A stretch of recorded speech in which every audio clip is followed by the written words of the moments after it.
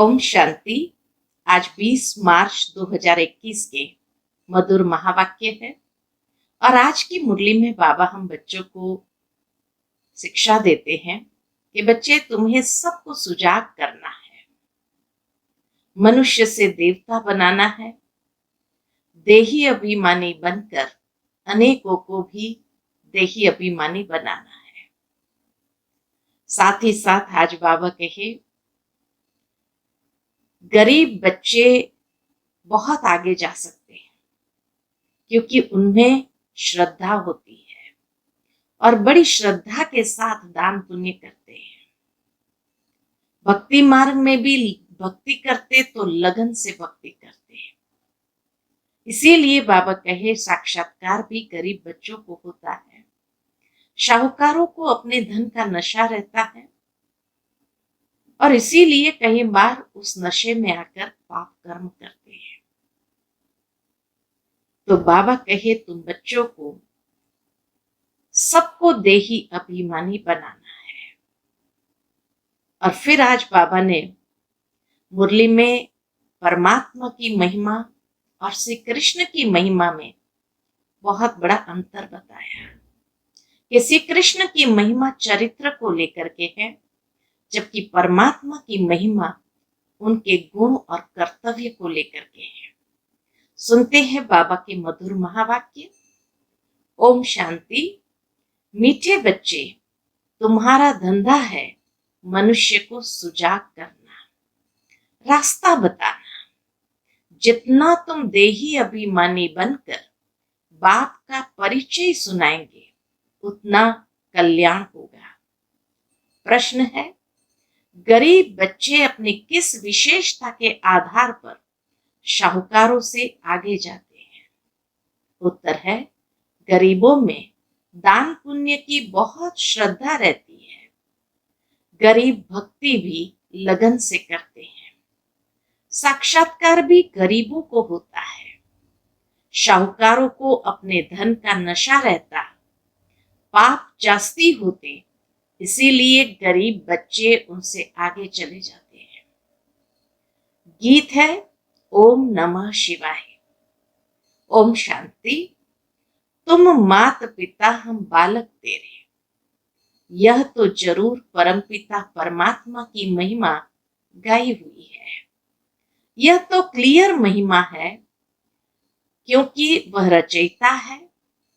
लौकिक माँ बाप भी बच्चे के रचयिता है। लौकिक माँ बाप भी बच्चे के रचयिता है। पारलौकिक बाप को भी रचता कहा जाता है। बंधु सहायक स्वामी बहुत महिमा गाते हैं। लौकिक बाप की इतनी महिमा नहीं है। परमपिता परमात्मा की महिमा ही अलग है। बच्चे भी महिमा करते हैं। ज्ञान का सागर है, नॉलेजफुल है, उनमें सारा ज्ञान है। नॉलेज कोई शरीर निर्वाह की पढ़ाई का नहीं है, कोई स्थूल फिजिकल का नॉलेज नहीं है। उनको ज्ञान का सागर नॉलेजफुल कहा जाता है। तो जरूर उनके पास ज्ञान है, परंतु कौन सा ज्ञान? यह सृष्टि चक्र कैसे फिरता है उसका ज्ञान है। सारे सृष्टि चक्र के आदि मध्य अंत का ज्ञान है। तो वही ज्ञान सागर पतित पावन है। कृष्ण को कभी पतित पावन व ज्ञान का सागर नहीं कहते। उनकी महिमा बिल्कुल न्यारी है। दोनों है भारत के निवासी। परमात्मा और श्री कृष्ण दोनों है भारत के निवासी। शिव बाबा की भी भारत में महिमा है। शिव जयंती भी यहाँ मनाते हैं, कृष्ण जयंती भी मनाते हैं।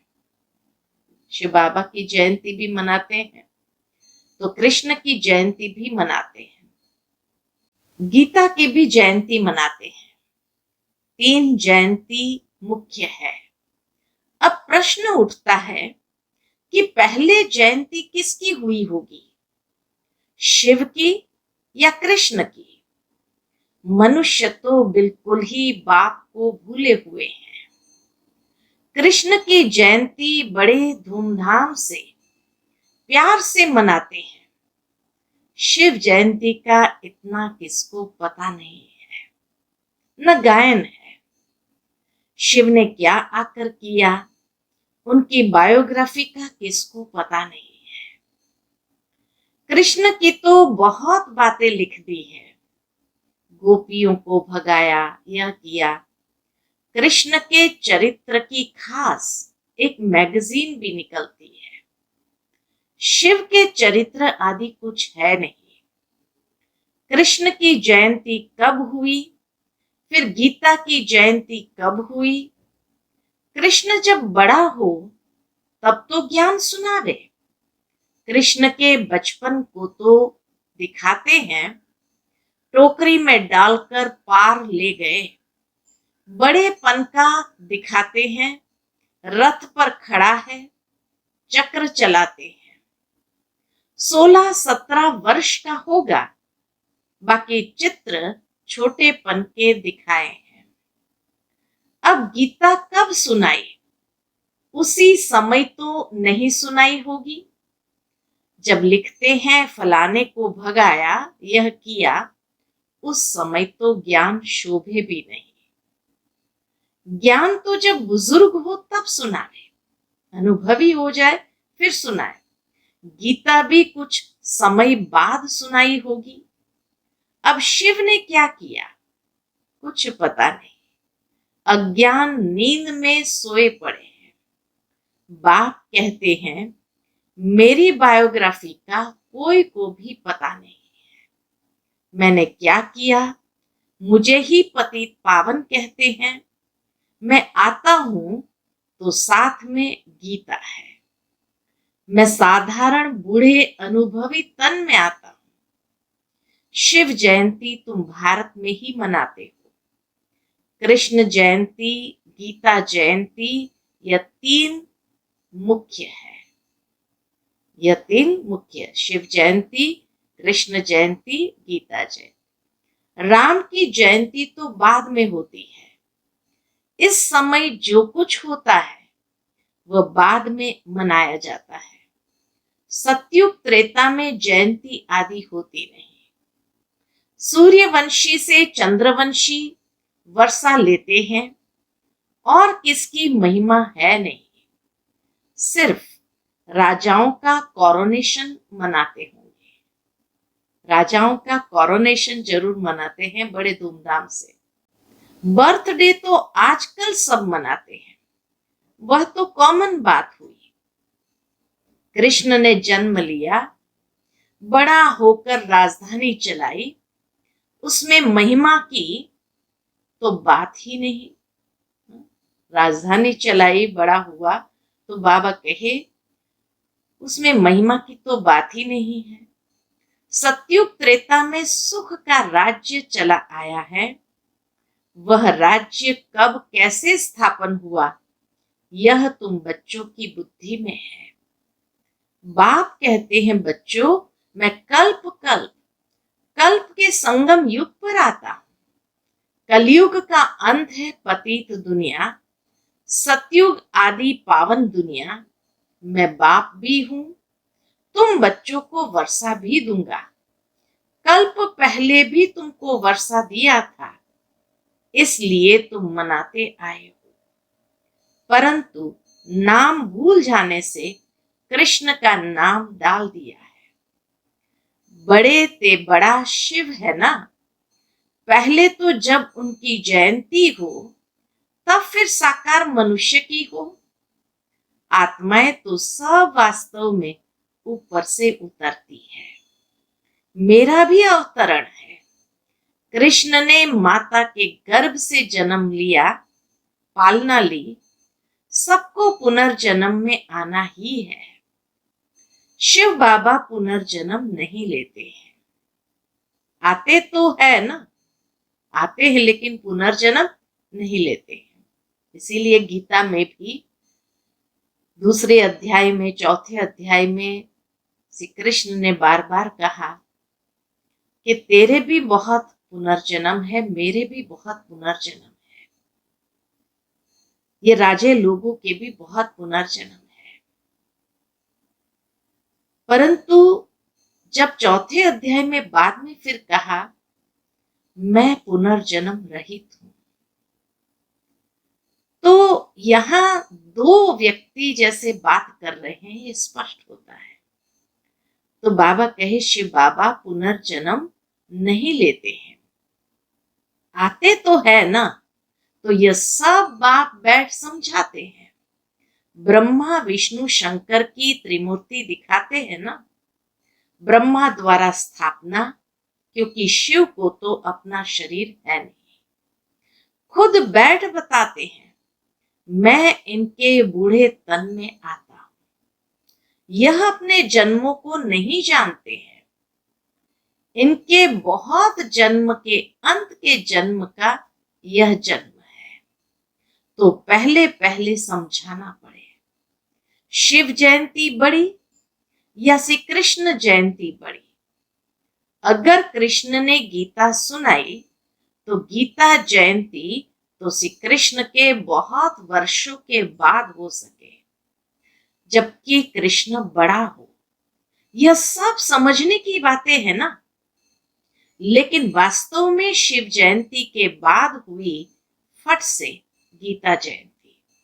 यह भी पॉइंट्स बुद्धि में रखनी है। पॉइंट्स तो ढेर है, बाबा कहे पॉइंट तो ढेर है, बिगर नोट किए याद रह न सके। बाबा इतना नजदीक है, उनका रथ है, वह भी कहते हैं सब पॉइंट्स समय पर याद आ जाए मुश्किल है। बाबा ने समझाया है सबको दो बाप का राज समझाओ। शिव बाबा की जयंती मनाते हैं, जरूर आता होगा, जैसे क्राइस्ट बुद्ध आदि आकर अपना धर्म स्थापन करते हैं, वह भी आत्मा आकर प्रवेश कर धर्म स्थापन करती है। वह है हेवनली गॉड फादर, सृष्टि के रचयिता, तो जरूर नई सृष्टि रचेंगे, पुरानी थोड़ी रचेंगे। नई सृष्टि को स्वर्ग कहा जाता है, अभी है नर्क। बाबा कहते हैं मैं कल्प कल्प के संगम पर आकर तुम बच्चों को राजयोग का ज्ञान देता। यह है भारत का प्राचीन योग। किसने सिखाया? शिव बाबा का नाम तो गुम कर दिया है। एक तो कहते गीता का भगवान श्री कृष्ण और विष्णु आदि के नाम दे देते हैं। शिव बाबा ने राजयोग सिखाया था, किसको पता नहीं है। शिव जयंती निराकार की जयंती ही दिखाते हैं। वह कैसे आया, क्या आकर किया, वह तो सर्व का सदगति दाता लिबरेटर गाइड है। अभी सर्व आत्माओं को गाइड चाहिए परमात्मा, वह भी आत्मा है। जैसे मनुष्य का गाइड भी मनुष्य होता है, वैसे आत्माओं का गाइड भी आत्मा चाहिए। वह तो सुप्रीम आत्मा ही कहेंगे, वही गाइड है। मनुष्य तो सब पुनर्जन्म ले पतित बनते हैं, फिर पावन बनाए वापस कौन ले जाए? बाप कहते हैं मैं ही आकर पावन होने की युक्ति बताता हूं, तुम मुझे याद करो। कृष्ण तो कह न सके कि देह का संबंध छोड़ो, वह तो 84 जन्म लेते हैं, सब संबंधों में आते हैं। बाप को अपना शरीर नहीं है। श्री कृष्ण तो सब संबंधों में आते हैं, बाप को अपना शरीर नहीं है। तुमको यह रूहानी यात्रा बाप सिखलाते हैं। यह है रूहानी बाप की रूहानी बच्चों प्रति रूहानी नॉलेज। कृष्ण कोई का रूहानी बाप थोड़ी है, सबका रूहानी बाप मैं हूं। मैं ही गाइड बन सकता हूं, liberator, guide, blissful, peaceful, ever pure, सब मेरे लिए कहते हैं। ये सारी शिव बाबा की महिमा है। Liberator, guide, blissful, peaceful, ever pure, सब मेरे लिए कहते हैं। अभी तुम आत्माओं को नॉलेज दे रहे हैं। बाप कहते हैं मैं इस शरीर द्वारा तुमको दे रहा हूं। वो नॉलेज इस साकार तन के द्वारा बाबा कहे तुमको दे रहा हूं। तुम भी शरीर द्वारा नॉलेज ले रहे हो। वह है गॉड फादर। उनका रूप भी बताया है। जैसे आत्मा बिंदी है वैसे परमात्मा भी बिंदी है। यह कुदरत है ना। वास्तव में बड़ी कुदरत तो यह है, इतने छोटे स्टार में 84 जन्मों का पार्ट है। यह है कुदरत। बाप का भी ड्रामा में पार्ट है। भक्ति मार्ग में भी तुम्हारी सर्विस करते हैं। तुम्हारी आत्मा में 84 जन्मों का पार्ट अविनाशी है। इसको कहा जाता है कुदरत। इसका वर्णन कैसे करें? इतनी छोटी सी आत्मा है, यह बातें सुनकर वंडर खाते हैं। आत्मा है भी स्टार मुआफिक, 84 जन्म एक्यूरेट भोगती है। सुख भी वह एक्यूरेट भोगेगी। यह है कुदरत। बाप भी है आत्मा, परमात्मा। उनमें सारी नॉलेज भरी हुई है जो बच्चों को समझाते हैं। यह है नई बातें। नए मनुष्य सुनकर कहेंगे इनका ज्ञान तो कोई शास्त्र आदि में भी नहीं है। फिर भी जिन्होंने कल्प पहले सुना है, वर्षा लिया है, वही वृद्धि को पाते रहते हैं। टाइम लगता है, प्रजा ढेर बनती है, वह तो सहज है। राजा बनने में मेहनत है। मनुष्य जो बहुत धन दान करते हैं तो राजाए घर में जन्म लेते हैं। गरीब भी अपनी हिम्मत अनुसार जो कुछ दान करते होंगे तो वह भी राजा बनते हैं। जो पूरे भगत होते हैं वह दान पुण्य भी करते हैं। शाहूकारों से पाप जास्ती होते होंगे। गरीबों में श्रद्धा बहुत रहती है। वह बहुत प्यार से थोड़ा भी दान करते हैं। बाबा गरीब बच्चों के लिए कहते हैं कि गरीबों में श्रद्धा बहुत रहती है। वह बहुत प्यार से थोड़ा भी दान करते हैं तो बहुत मिलता है। गरीब भक्ति भी बहुत करते हैं। दर्शन दो नहीं तो हम गला काट देंगे हैं। क्या कहते हैं? दर्शन दो नहीं तो हम गला काट देते हैं। शाहूकार ऐसे नहीं करेंगे। साक्षात्कार भी गरीबों को होते हैं। वही दान पुण्य करते हैं। राजाएं भी वही बनते हैं। जब दान पुण्य इतनी श्रद्धा से करते तो बाबा कहे राजाएं भी वह बनते हैं। पैसे वालों को अहंकार रहता है। यहां भी गरीबों को 21 जन्म का सुख मिलता है। गरीब जास्ती है। शाहूकार पिछाड़ी में आएंगे। तो भारत जो इतना ऊंच था सो फिर इतना गरीब कैसे हुआ? तुम समझते हो। अर्थक्वेक आदि में सब महल आदि चले जाएंगे तो गरीब हो जाएंगे। वह शाहूकार भी गरीब हो जाएंगे। रावण राज्य होने से हाहाकार हो जाता है तो फिर ऐसी चीजें रह न सके। हर चीज की आयु तो होती है ना।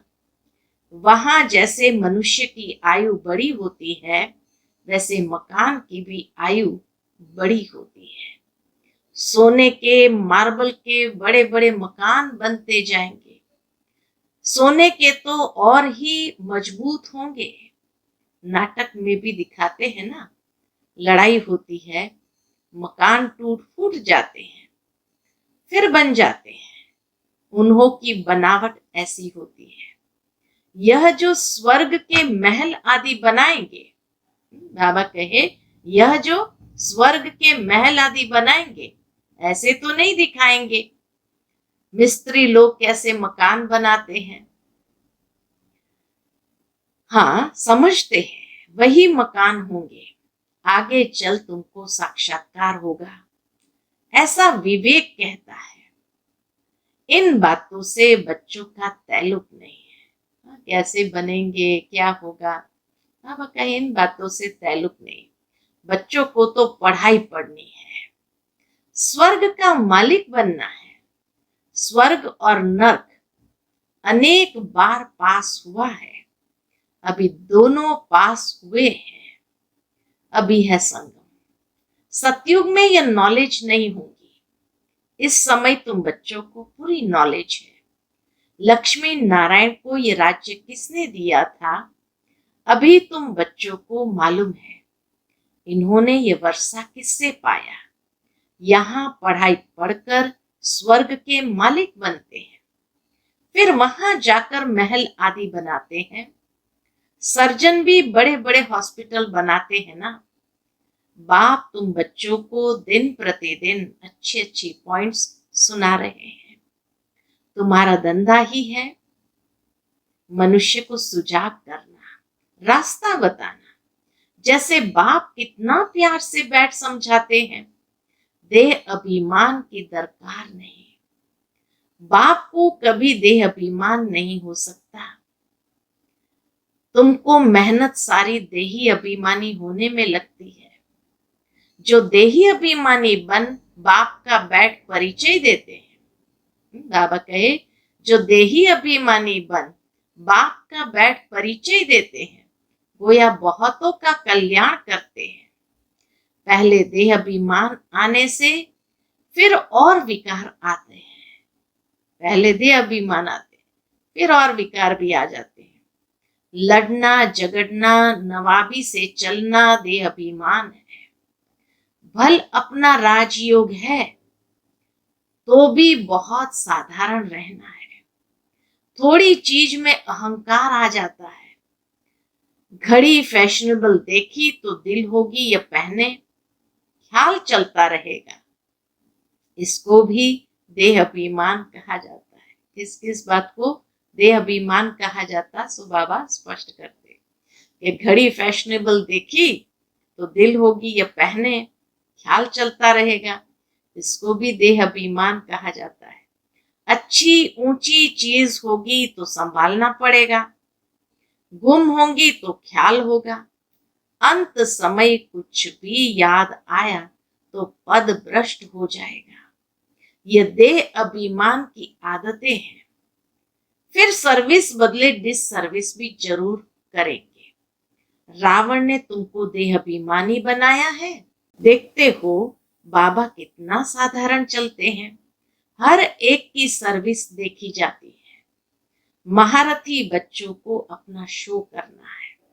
महारथियों को ही लिखा जाता है तुम फलानी जगह जाकर भाषण करो। एक दो को बुलाते हैं, लेकिन बच्चों में देह अभिमान बहुत रहता है। भाषण में भल अच्छे हैं, परंतु आपस में रूहानी स्नेह नहीं है। देह अभिमान लून पानी बना देता है। कोई बात में झट बिगड़ पड़ना यह भी नहीं होना चाहिए। इसलिए बाबा कहते हैं कोई को भी पूछना है तो बाबा से आकर पूछे। कोई कहे बाबा आपको कितने बच्चे हैं, कहूंगा बच्चे तो अनगिनत है, परंतु कोई कपूत कोई सपूत अच्छे अच्छे हैं। कोई कपूत कोई सपूत अच्छे अच्छे हैं।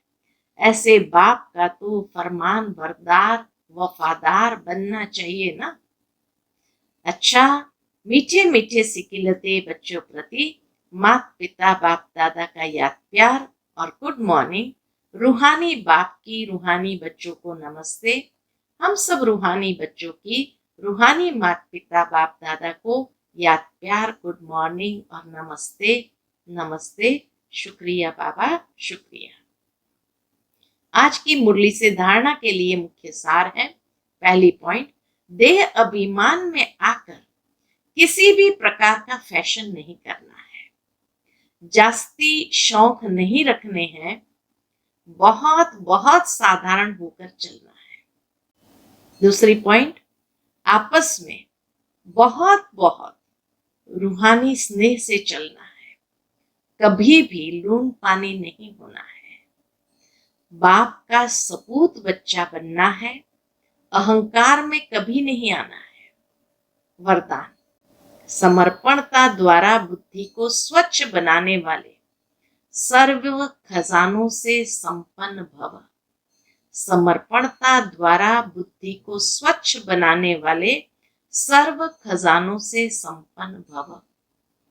ज्ञान का श्रेष्ठ समय का खजाना जमा करना है, व स्थूल खजाने को 1 से लाख गुना बनाना अर्थात जमा करना। इन सब खजानों में संपन्न बनने का आधार है स्वच्छ बुद्धि और सच्ची दिल। लेकिन बुद्धि स्वच्छ तब बनती है जब बुद्धि द्वारा बाप को जानकर उसे बाप के आगे समर्पण कर दो। शूद्र बुद्धि को समर्पण करना अर्थात देना ही दिव्य बुद्धि लेना है। शूद्र बुद्धि को समर्पण करना अर्थात देना ही दिव्य बुद्धि लेना है। आज का स्लोगन है, एक बाप दूसरा न कोई, इस विधि द्वारा सदा वृद्धि को प्राप्त करते रहो। एक बाप दूसरा न कोई, इस विधि द्वारा सदा वृद्धि को प्राप्त करते रहो। अच्छा, ओम शांति।